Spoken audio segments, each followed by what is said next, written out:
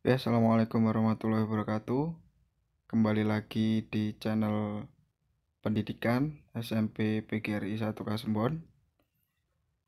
Oke, di sini saya Panji Delviansyah Zen selaku guru BK Bimbingan Konseling SMP PGRI 1 Kasembon akan sedikit berbagi materi untuk anak-anak semua dan rekan-rekan semuanya, yaitu materi tentang etika dalam berkomunikasi.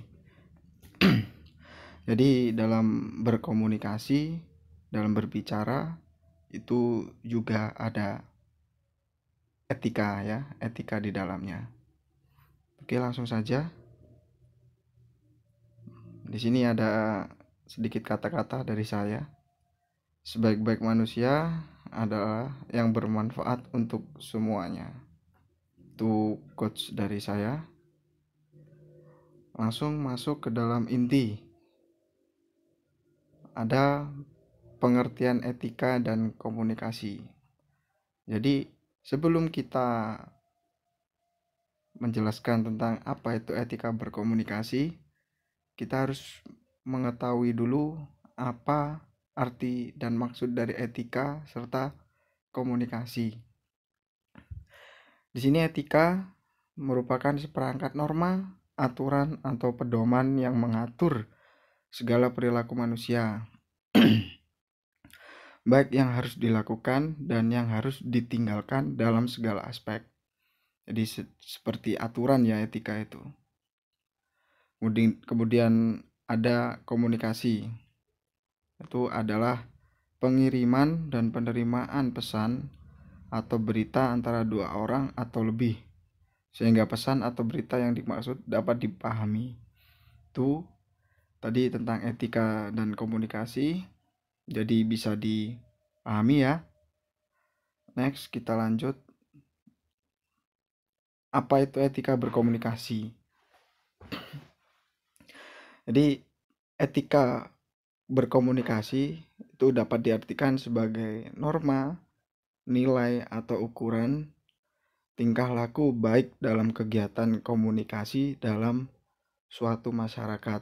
Jadi ruang lingkupnya itu luas ya dalam beretika berkomunikasi. Dan lanjut. Oke.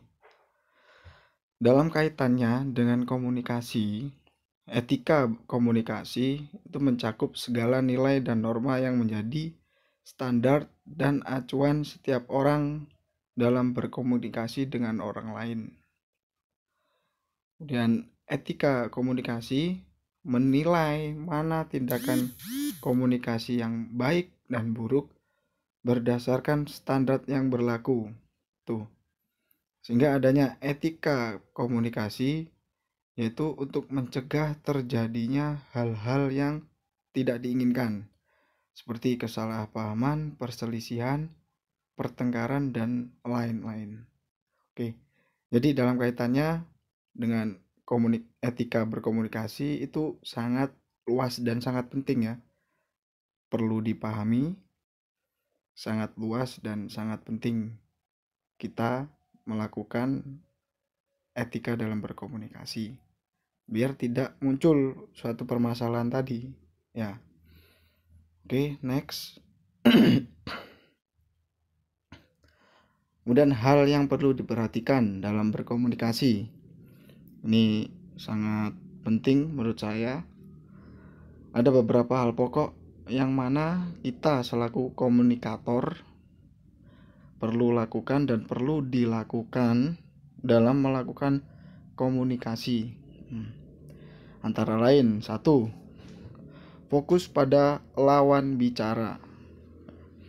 Yang dimaksud fokus pada lawan bicara yaitu fokus dalam berkomunikasi merupakan kunci agar informasi yang disampaikan komunikator kepada kita berjalan lebih efektif. Orang yang cenderung tidak memperhatikan lawan bicaranya biasanya kehilangan beberapa potong informasi yang disampaikan. dan di situ terjadi kesenjangan antara kedua belah pihak. Kesenjangan itu biasanya terjadi kepada pihak yang menyampaikan informasi, bisa disebut dengan komunikator. Secara perasaan akan tersinggung dengan kita dan secara otomatis kesalahan fatal dalam informasi yang masuk dan berdampak langsung dengan pengaplikasian kita. Tuh. Jadi ketika kita tidak fokus pada lawan bicara kita, nanti akan menyebabkan kesalahan fatal atau kesalahpahaman. Ya, itu yang nantinya akan berdampak langsung terhadap diri kita dengan lawan bicara kita. Next. Fokus pada masalah. Dalam beberapa kasus komunikasi, beberapa individu melupakan pokok permasalahan yang ingin dibicarakan. Hal ini terjadi karena informasi yang seharusnya disampaikan terlalu melenceng dari yang dibicarakan. Yang dimaksud di sini melenceng dari yang dibicarakan yaitu terlalu banyak basa-basi dan keluar dari tema atau permasalahan yang akan dibahas. Jadi perlu adanya penyusunan konsep sebelum berbicara dengan orang lain.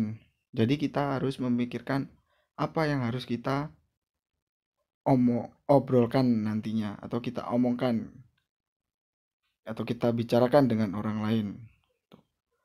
Komunikasi ini biasanya disebut dengan komunikasi yang tidak efisien.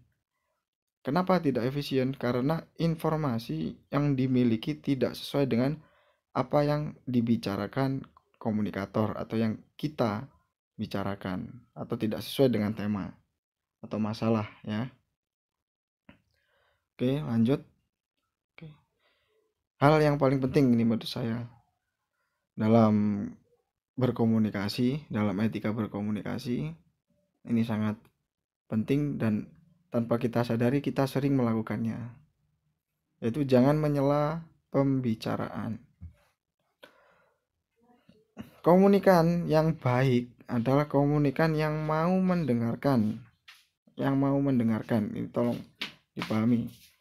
Dengan bijaksana perkataan dari komunikator. Jadi menghargai apa yang dikatakannya dan tidak menimpali atau menyela perkataan sebelum selesai. Tuh. Jadi ketika lawan bicara kita sedang berbicara atau menyampaikan sesuatu, jangan sekali-kali kita menyerobot atau menimpali atau menyela perkataannya. Nah, itu tidak baik dan akan berdampak jelek bagi diri kita. Oke. Kemudian saling menghargai. Biasanya dalam proses ini dua individu, yaitu komunikan dan komunikator, perlu saling memahami satu sama lain dalam model komunikasi. Nah, di sini dipaparkan dalam suatu konsep field experience, yaitu konsep kesamaan di mana tingkat efektivitas komunikasi akan terjalin lebih tinggi jika dua individu memiliki kesamaan yang besar. Di sini apa kesamaan yang besar itu?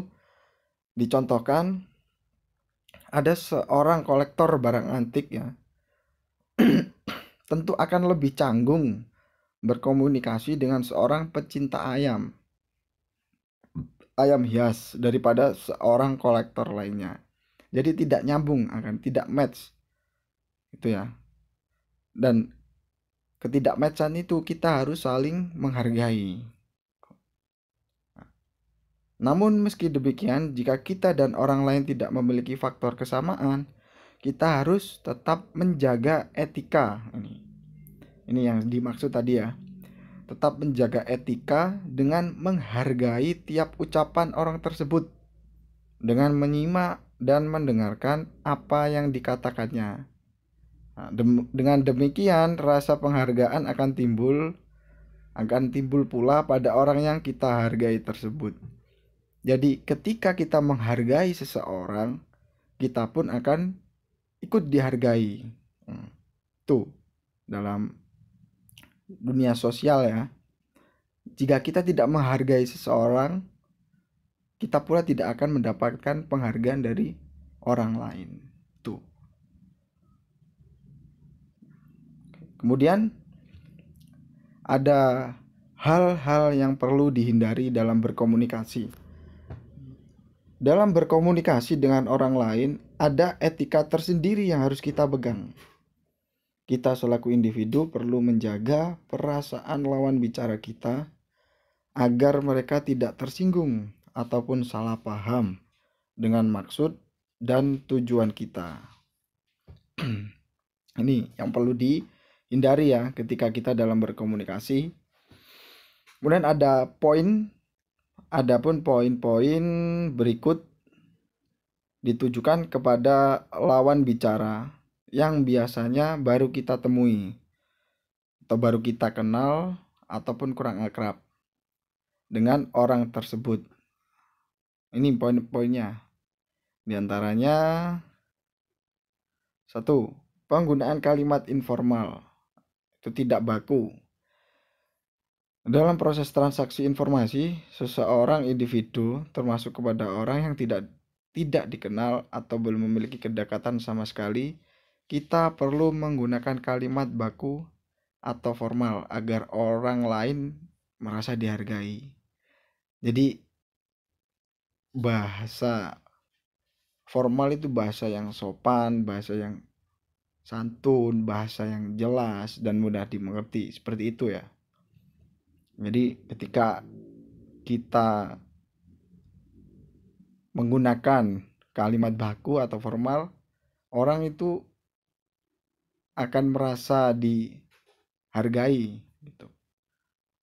Dan ketika kita mengajak ngobrol atau berkomunikasi menjadi senang dan klop gitu. Kemudian jangan terlalu banyak basa-basi. Dalam beberapa kasus ada beberapa orang yang cenderung lebih menyukai penyampaian langsung atau to the point dalam sebuah informasi. Meski sebagian juga menyukai basa-basi. Namun dalam komunikasi formal kita tidak memerlukan basa-basi. Kita hanya perlu memaparkan garis besarnya. Jadi oke lah kita pakai basa-basi, mungkin sedikit yang sesuai dan jalur dalam tema. Kemudian kita langsung to the point. Tuh. Kalau terlalu banyak basa-basi mungkin satu bisa menghabiskan banyak waktu. Kemudian bakal tidak nyambung ke dalam tema yang akan dibahas. Kemudian ada berbicara dengan nada kasar. Ya ini. Berbicara dengan nada kasar tidak perlu ya. Berbicara dengan nada kasar tidak perlu penjelasan lebih lanjut. Orang tentu tidak akan suka jika dibentak dan dimaki. Jadi nada bicara kita itu juga harus dikontrol. Meskipun menurut kita nada kita keras, tapi menurut orang lain nada itu seperti membentak atau sebagainya. Kita harus menjaga nada kita ketika berbicara. Ya jangan pelan dan jangan keras-keras atau seperti membentak-bentak. Seperti itu ya. Kemudian nada memerintah ini yang tanpa kita sadari kita selalu kadang melakukannya ya. Kadang kita mengucapkannya. Jadi dalam hal ini orang cenderung tidak sadar menggunakan kalimat-kalimat memerintah yang seharusnya kita hindari karena bisa menyinggung lawan bicara. Sebagai contoh, Bapak harus lebih kompeten dalam mengajar. Kalimat tersebut jelas berisi kalimat perintah. Namun tanpa kita sadari, ketika kita rasa, padahal kata-kata itu seperti sedikit sedikit tidak memerintah tapi secara halus seperti itu. Jadi gunakan kata-kata tolong atau minta tolong seperti itu. Jadi jangan terlalu langsung ya, nanti seperti kelihatan nadanya memerintah. Oke, kemudian dari beberapa materi tadi dalam etika berkomunikasi ya, itu memiliki suatu tujuan. Jadi apa sih tujuan dari etika berkomunikasi? Ada beberapa tujuan di sini. Satu, terdapat beberapa tujuan dari etika komunikasi, diantaranya membantu individu atau kelompok dalam masyarakat untuk bertindak secara bebas tapi dapat dipertanggungjawabkan. Nih. Kedua, membantu individu atau kelompok dalam masyarakat untuk dapat mengambil sikap atau tindakan secara tepat. Itu. Yang ketiga, menciptakan rasa saling menghormati dan menghargai. Itulah kenapa kita harus melakukan etika berkomunikasi, dan tersebut tujuannya karena memiliki tujuan yang sangat penting dan baik menurut saya ya. Nah, kemudian ada manfaatnya. Manfaat etika komunikasi, satu, yaitu dalam pergaulan bermasyarakat, etika komunikasi mempunyai manfaat. Yaitu satu, melancarkan komunikasi dengan orang lain sehingga terjalin hubungan yang sudah terjalin akan semakin erat. Jadi mengeratkan jalinan hubungan kita dengan orang lain dalam bersosial. Kemudian yang dua, memahami apa yang dikomunikasikan oleh orang lain sehingga pesan yang disampaikan dapat diterima dengan baik. Kemudian dengan mengikuti dan menaati etika yang berlaku, kita akan diterima dengan baik dalam lingkungan sosial masyarakat. Kemudian menumbuhkan rasa saling menghargai di antara anggota masyarakat. Nah, ini manfaatnya. Kemudian mencegah individu atau kelompok untuk tidak bertindak atau berperilaku sembarangan atau seenaknya sendiri dalam berkomunikasi. Kemudian yang terakhir, mempererat hubungan dengan orang lain.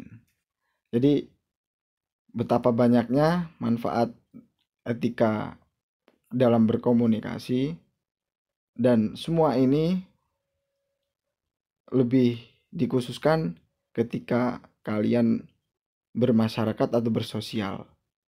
Tuh, ini sering kali kita lakukan dan sering kita praktekkan.